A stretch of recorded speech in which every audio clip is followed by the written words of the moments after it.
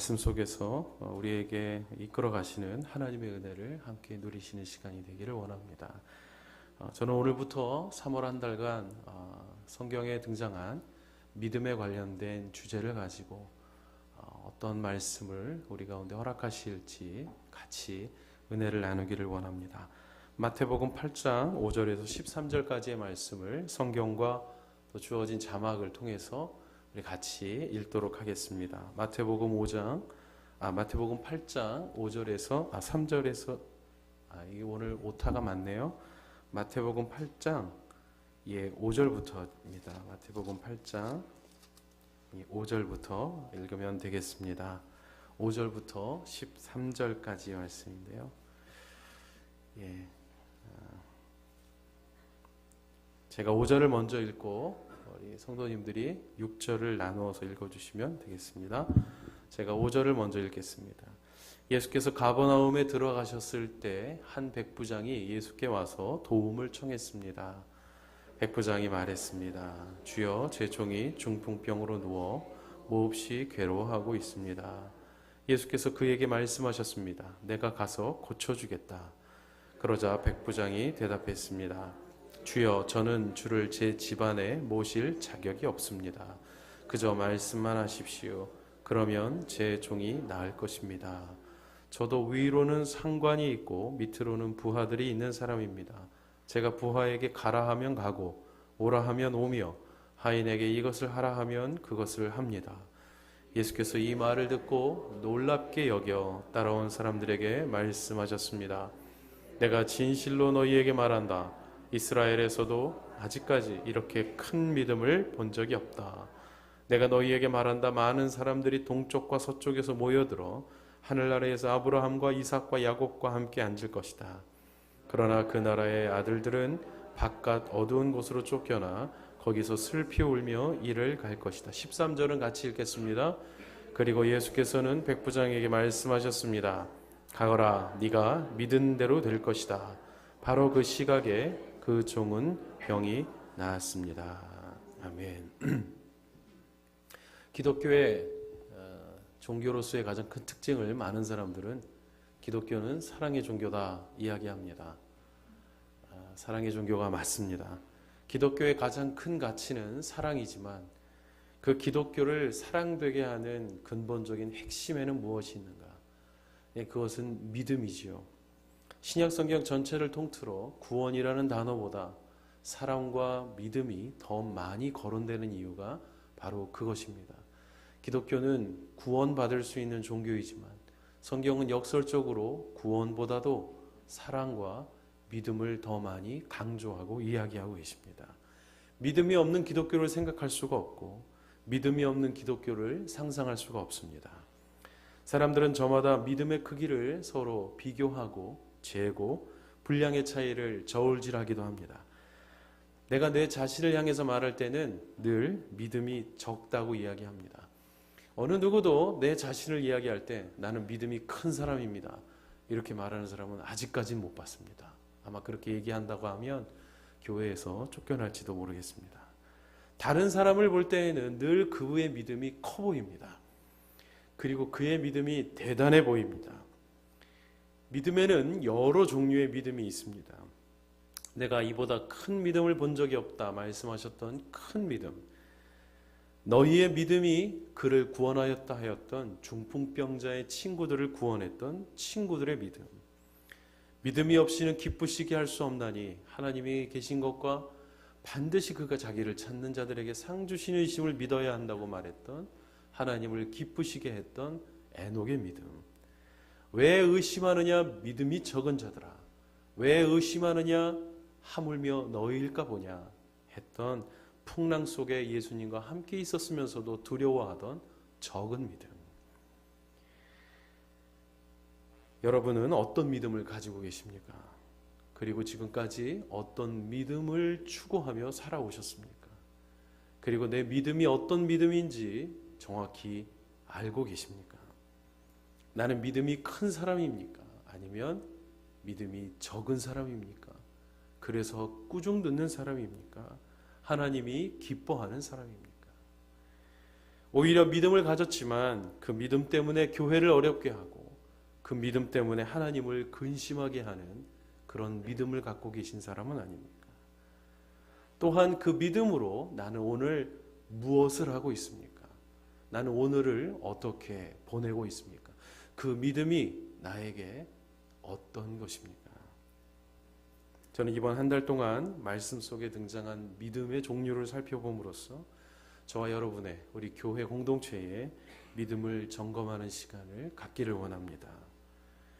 한동안 한국에서 큰 이단 시비가 걸린 교회가 있었습니다. 이름하여 큰 믿음 교회입니다. 많은 사람들이 그 교회로 옮겨갔습니다. 그리고 그 교회에 열광하기 시작했습니다. 큰 믿음을 바라보고 교회 이름도 큰 믿음 교회라고 지었는데 이단 시비에 걸렸습니다. 아직도 그 교회는 시끄럽고 부작용이 많이 일어나고 있습니다. 과연 성경이 말씀하시는 큰 믿음은 어떤 믿음이길래 교회 이름도 큰 믿음으로 짓고 또 그렇게 살고자 애쓰지만 문제가 발생하는 것일까요? 예수님은 큰 믿음이라는 발언을 어떤 상황에 하셨고 네 믿음이 크구나 하셨을 때 그 말이 갖는 의미는 과연 어떤 것이겠습니까? 그 믿음은 또한 예수님과 어떤 관계를 맺게 합니까? 오늘 우리가 읽은 마태복음 8장 5절에는 그 유명한 로마의 백부장이 등장합니다. 자기의 부하, 100명의 부하를 거느리고 있는 백부장이죠. 그런데 부하 한 명이 아주 큰 질병에 앓아 누워 있었고 이 백부장은 가버나움으로 들어오신 예수님의 소식을 듣고 예수님을 찾아오게 됩니다. 오늘 이 말씀 속에서 첫 번째 믿음이 무엇인가를 발견하게 됩니다. 첫 번째 믿음은 누군가에게 도움을 요청하는 것입니다. 내가 지금 누구에게 도움을 요청하고 있는가? 그 사실이 내가 무엇을 믿고 있는가를 보여줍니다. 백부장은 로마 사람입니다. 로마에는 예수님이 필요 없을 만큼 엄청나게 많은 신들이 있었습니다. 그리스 로마 신화에 등장하는 수많은 신들은 지금 일본에 있는 10만 개가 넘는, 인도에 있는 1억 개가 넘는 신들이 부럽지 않을 정도로 엄청난 신들이 있었죠. 로마의 황제들은 제우스는 나를 사랑한다는 말을 입에 달고 다닐 정도였습니다. 그런데 그 로마 사람이 나라를 점령했습니다. 유대를 점령했고 유대는 우리가 45년 동안 38년 동안 식민지로 있었던 일본의 압제하에 있었던 것과 같은 아무짝에도 쓸모없는 백성으로 전락한 유대 사람들이었습니다. 그 유대 사람들 중에 한 명이었던 작은 시골 갈릴리 사람에게 로마의 군대 장교가 도움을 청하고 있습니다. 우리는 이 글을 그냥 읽지만 이 마태복음의 첫 번째 독자들인 유대 사람들은 이 광경을 읽으며 경악을 금치 못합니다. 유대 사람들은 이방인과 접촉하는 것이 법으로 금지되어 있었습니다. 그래서 우리가 오늘 오후부터 마가복음을 공부하겠지만 신약 성경에 굳이 그렇게 쓰지 않아도 되는 예수께서 손을 대시며 가라사대 접촉하는 것이 금지되어 있었던 것 때문에 예수님께서는 일부러 손을 대시며 가라사대 일부러 침을 발라 눈에 발라주시며 가라사대 일부러 귀에 손을 넣고 가라사대 만지면 안 된다는 조항이 있었기 때문에 예수님은 나는 만져도 되는 자다 보여주시기 위해 일부러 손을 대셨던 것처럼 충격적인 일들을 벌이고 다니신 그 예수님이 오늘 절대로 유대인들이 만나서는 안 되는 이방인 그것도 거룩한 성민 백성인 유대인들을 간악하고 짓밟고 있는 로마의 장교를 만나고 있다. 우리는 그냥 읽지만 이 마태복음의 독자들인 유대 사람들은 경악을 금치 못하는 일이 벌어지고 있습니다. 그것은 로마 사람들의 입장에서도 마찬가지일 것입니다. 어떻게 저 하등 민족인 유대 사람을 로마의 장군이 도움을 청한다는 것이냐.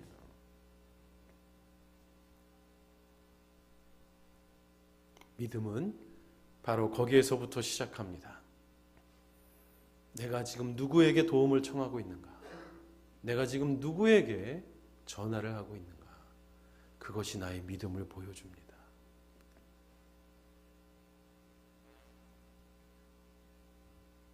저분이라면 고쳐줄 수 있을 것이다. 저분이라면 낫게 할 수 있을 것이다. 이 믿음이 로마 백부장에게 있었습니다. 많은 사람들이 백부장이 자기 부하를 사랑했기 때문에 그런 용기를 가질 수 있었다, 이렇게 설교하기도 합니다. 그런데 좀 이해가 안 됩니다. 사랑하면 얼마나 사랑하나. 군대 장관이 자기 부하를 사랑하면 얼마나 사랑하겠습니까? 알 수 없는 것이죠. 감사를 받아야 돼서 빨리 병을 나아야 됐을지도 모르고, 아니면 본인이 잘못해서 그랬을지도 모르는 여러 가지 알 수 없는 배경과 이유가 있습니다. 그냥 단순히 부하를 사랑했던 로마 장군으로만 소개되는 것은 아닐 수 있다는 것이죠. 그런 모든 것을 이유를 뒤로 하고더라도 로마 장군 백부장이 자기가 다스리고 있는 식민지 나라의 아주 일개 촌에 있는 한 젊은이에게 병을 고쳐달라고 요청하는 것은 쉽지 않은 일입니다. 그는 쉽게 생각할 수 없는 결단을 내렸습니다. 그게 바로 믿음의 시작을 가져옵니다. 믿음은 우리를 잠시 연약하게 합니다. 믿음은 우리를 잠시 병들게 합니다. 그리고 믿음의 자리로 나아오게 합니다. 내가 잠시 연약해졌을 때, 쉽지 않은 상황을 만났을 때, 환경적으로 눌리고 있을 때, 그때 우리는 믿음을 사용해야 됩니다. 하나님께서는 그때 믿음의 전화를 들라고 하십니다. 지금 누구에게 도움을 청하고 있느냐? 오늘 이 말씀 본문에서 살펴볼 수 있는 믿음의 두 번째는 내 옷을 벗는 것입니다. 로마 장군 백부장은 자신의 위치를 내려놓았습니다. 자신의 지위를 내려놓았습니다. 믿음도 마찬가지입니다. 믿음을 갖기 위해서는 체면을 버려야 합니다. 믿음을 갖기 위해서는 정장을 벗어야 합니다. 믿음을 갖기 위해서는 사람들의 시선과 나의 위치를 내려놓아야 합니다. 얼마 전에 먼저 하늘나라로 간 미국에서 변호사 활동을 했었고 많은 청소년들의 삶을 영향력을 주었던 김민아 변호사님, 김민아 목사님은 한국의 지성의 대표라고 말하는 이어령 초대 문화부 장관의 딸이시죠. 그 딸이 눈이 멀어 가고 있었지요. 그 아버지가 기도하기를 누구든지 좋으니 내 딸의 눈을 뜨게 할 수 있다면 나는 그 신을 믿겠다 그랬습니다. 그런데 그 김민아 박사님, 김민아 목사님이 기도로 눈을 났습니다. 그리고 그 아버지, 모든 인문학의 총수이자 한국에 있는 모든 종교학의 권위자인 그분께서 그 누구보다도 한국 사회에 깊이 있게 뿌리박은 정령 숭배와 무당들과 불교의 영향력과 천지 신명에 대해서 능통하던 그분이 자기 눈앞에서 벌어진 믿지 못하는 기적을 경험하고 러브 소나타 때 하 목사님에게 세례를 받게 됩니다.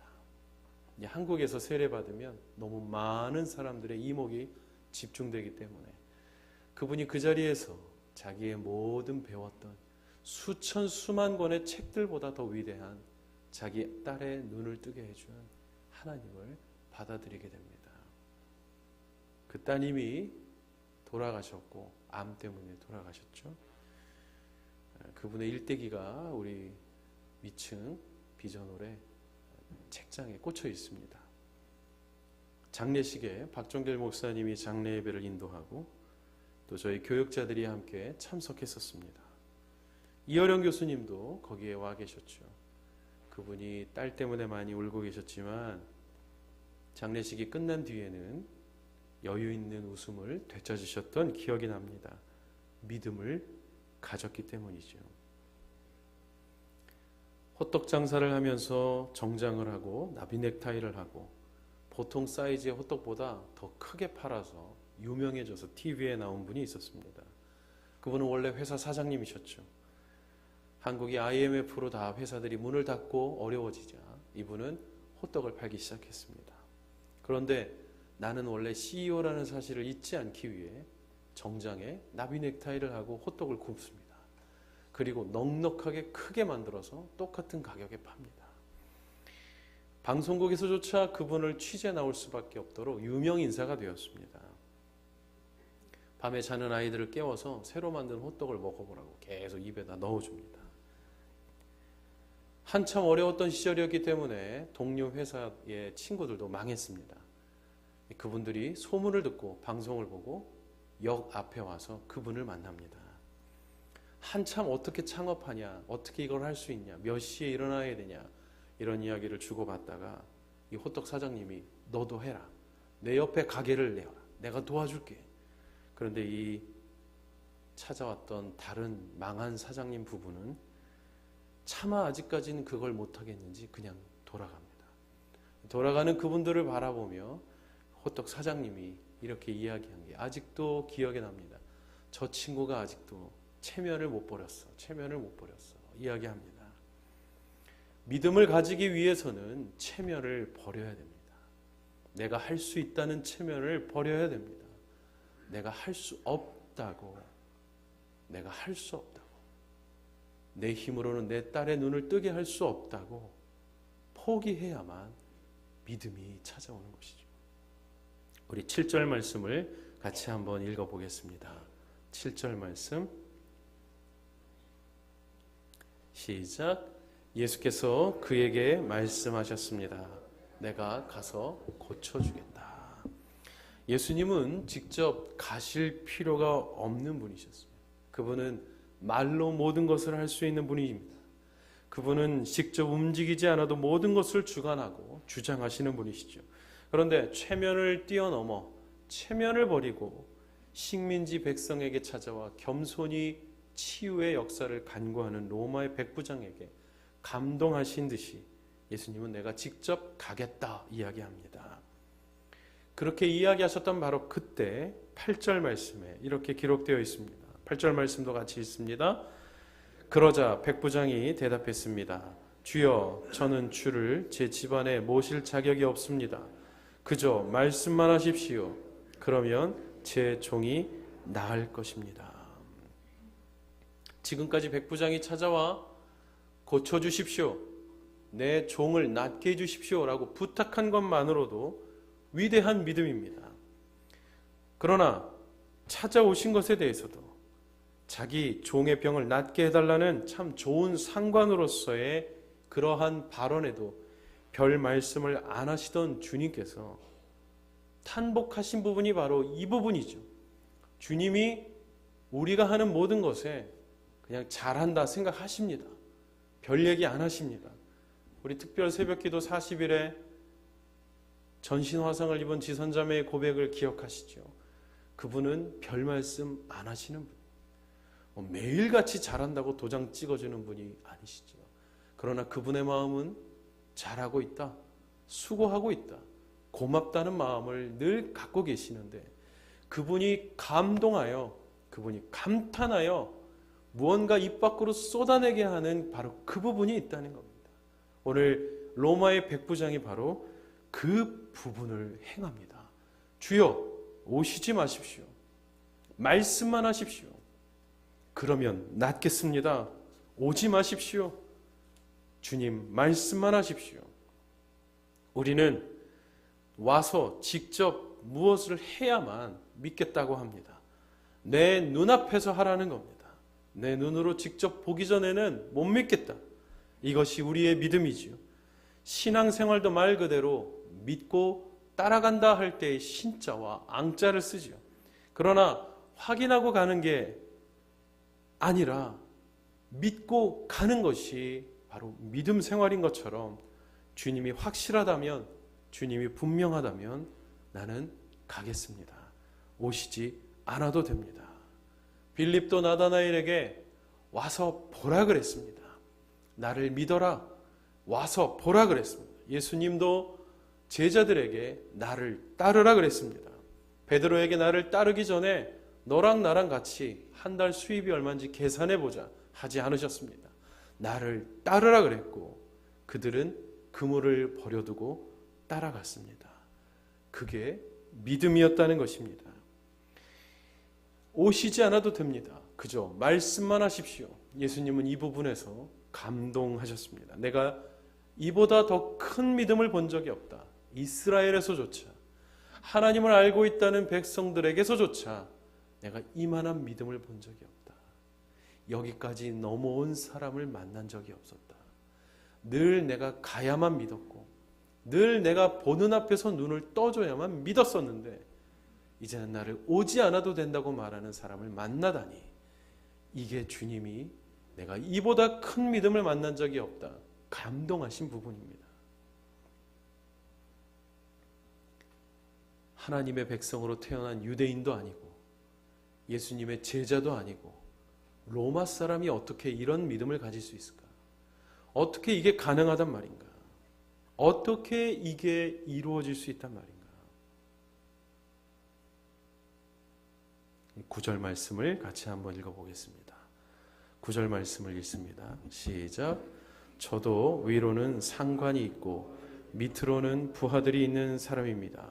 제가 부하에게 가라 하면 가고 오라 하면 오며 하인에게 이것을 하라 하면 그것을 합니다. 백부장의 고백을 보십시오.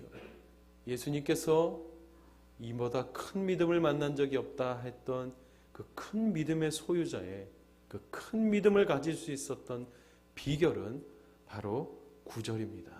로마의 장군 백부장은 자신이 지금 살고 있는 직장 속에서, 삶의 터전 속에서 믿음을 적용했습니다.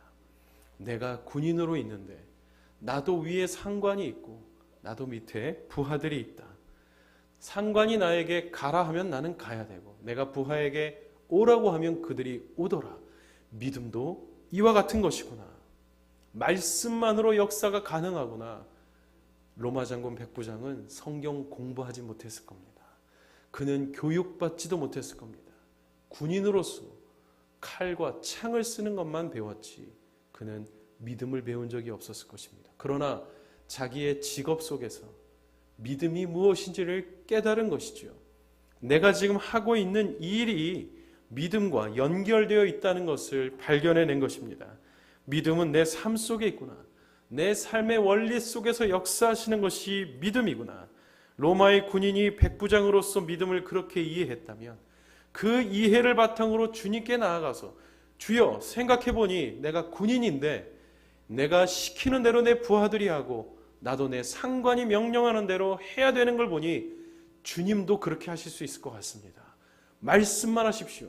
그러면 순종하듯이 병마도 떠나갈 줄 믿습니다. 예수님께서 이것이 큰 믿음이다 칭찬하셨다면 우리도 똑같습니다.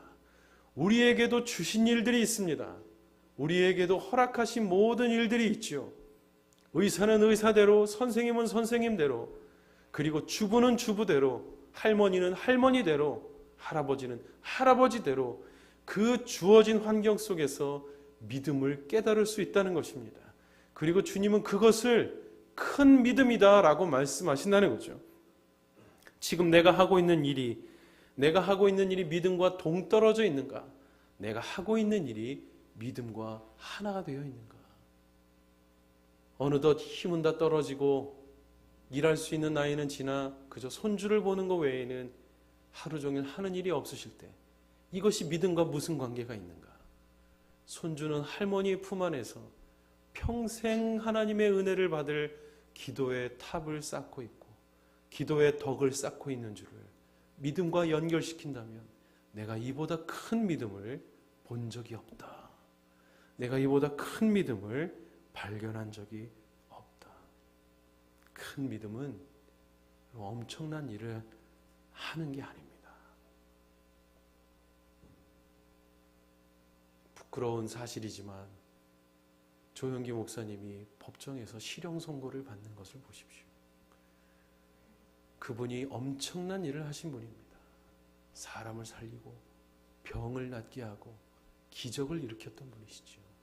전 세계 어디를 가나 대한민국 대통령의 이름은 몰라도 I know 데이비드 용기 조 했던 말을 늘 들었던 분이시죠.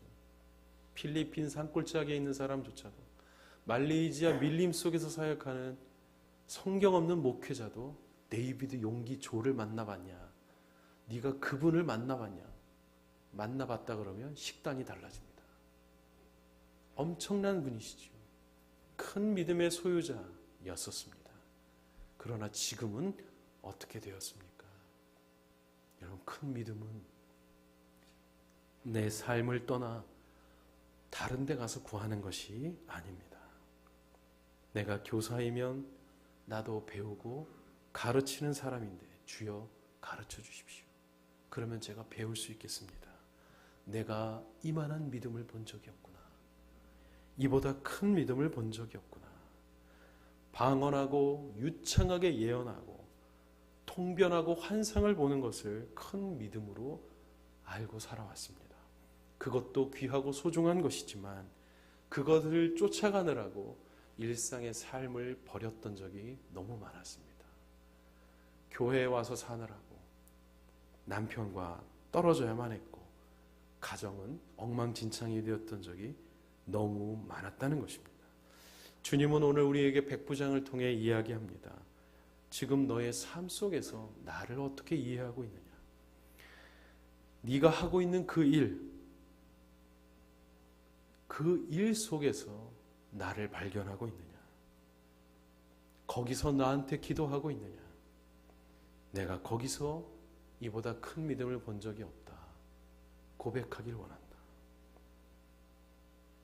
백부장은 자신의 직업을 통해 예수님이 어떤 분인지를 깨달았습니다. 만약에 그가 아무도 보지 않는 데서 총을 내려놓고 쭈그리고 앉아 보초도 안 서고 후배들을 갈타하고 돈을 빼앗고 적군이 오든 말든 그렇게 살고 있던 군인이었다면 그가 어떻게 믿음의 원리를 발견했겠습니까? 마찬가지이죠. 교회 생활을 처음 시작하거나 이제 믿음을 배워가는 사람들에게 교회에서 먼저 백부장된 사람들의 삶을 보고 믿음을 배우게 됩니다. 거기에서 큰 믿음을 발견해 나가게 됩니다.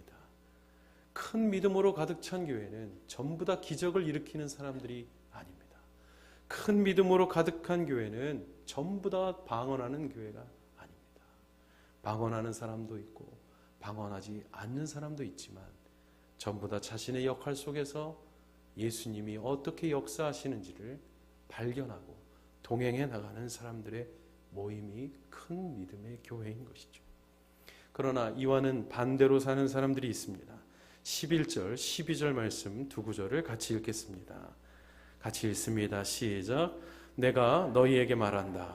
많은 사람들이 동쪽과 서쪽에서 모여들어 하늘나라에서 아브라함과 이삭과 야곱과 함께 앉을 것이다. 그러나 그 나라의 아들들은 바깥 어두운 곳으로 쫓겨나 거기서 슬피 울며 이를 갈 것이다. 당연한 듯이 살아가며 불평과 불만을 먹고 사는 사람들이 있죠. 오히려 온 사람들을 내어 쫓는 유대인들을 말씀하신 것입니다. 선민 백성, 모태신앙, 태어날 때부터 하나님이 택했다고 하는 사람들, 당연히 천국 갈 거라고 생각하는 사람들. 한국에 있는 큰 믿음 교회가 왜 이단 시비가 붙었냐면 바로 이 부분 때문이죠. 당연히 천국 간다고 착각하지 말아라. 그렇게 살다가는 지옥 갈 것이다. 그래서 이단 시비가 붙었습니다. 구원을 이루기 위해 수고해야 한다. 구원을 이루기 위해 너 자신을 쳐야 한다는 가르침이 너무 세게 나갔어요. 이것을 행위구원이다 비판하는 사람들이 그 교회를 이단으로 몰아붙이기 시작했습니다. 저는 그들이 이단인지 아닌지 모르겠습니다. 또한 이단으로 정죄하고 싶지도 않고 그렇다고 이단이 아니다라고 말할 수도 없겠습니다. 그러나 적어도 제가 알 수 있는 한 가지는 그들은 11절, 12절처럼 되지 않으려고 애쓰는 사람들이라는 것입니다. 얼마 전에 미국에서 목회하다가 한국으로 가서 사역하다가 돌아가신 김성수 목사님이라는 서머나 교회 담임 목사님이었던 분도 마찬가지였습니다. 무당으로 가득 찬 교회라는 설교가 교회들을 충격에 빠뜨리기 시작했습니다. 당연히 천국 갈 줄을 알고 있던 사람들에게 경종을 울리는 그 사람, 많은 기존 목회자들로부터 왕따를 당하기 시작하는 그 설교 때문에. 그러나 저는 이분들이 무엇을 말씀하시고자 하는지에 대한 마음을 읽습니다. 그냥 천국 가지 못합니다. 그냥 구원받지 못합니다. 주님의 경고를 들으십시오. 오늘도 내 삶의 현장에서 그분과 동행하지 않는다면, 오늘도 내 삶의 현장에서 그분에게 간구하지 않는다면, 오늘도 내게 허락하신 그 삶의 현장을 지키지 않고 엉뚱한 곳에 가서 믿음을 구하고 있다면, 주님은 오늘 우리에게 내가 이보다 큰 믿음을 본 적이 없다는 말씀보다 슬피 울며 이를 갈미 있을 것이다 말씀하실지도 모른다는 것이죠. 13절 말씀에 주님께서는 백부장에게 이렇게 이야기하십니다. 그리고 예수께서는 백부장에게 말씀하셨습니다. 가거라, 네가 믿은 대로 될 것이다. 바로 그 시간에 종은 병이 나았습니다. 그 종의 병이 나은 비결은 바로 백부장의 큰 믿음 때문이었죠. 성경은 내 믿음 때문에 네가 구원받는 일이 기록되어 있습니다. 내 믿음 때문에 친구들이 구원받고, 내 믿음 때문에 부하가 병을 낫게 됩니다. 그러나 그 믿음은 어떤 믿음인가요? 그분은 병을 고쳐주실 수 있다는 깊은 신뢰, 그리고 그분밖에는 하실 수 있는 분이 없다는 강한 믿음. 그러나 그 믿음의 원리를 내 삶 속에서, 내게 허락하신 일터의 현장에서 깨닫고 적용한 자의 고백으로 가능케 되었다는 것이죠. 저는 이 로마 백부장의 기적의 사건이 우리 모두에게 일어나는 평범한 일이 되기를 축복합니다. 우리의 삶 속에서 주님과 동행하십시오. 거기서 주님께 믿음을 드리십시오. 주님께서 오늘도 저와 여러분에게 내가 알라스카에서 이보다 더 큰 믿음을 본 적이 없다 말씀하시는 오늘 하루가 되시기를 축복합니다.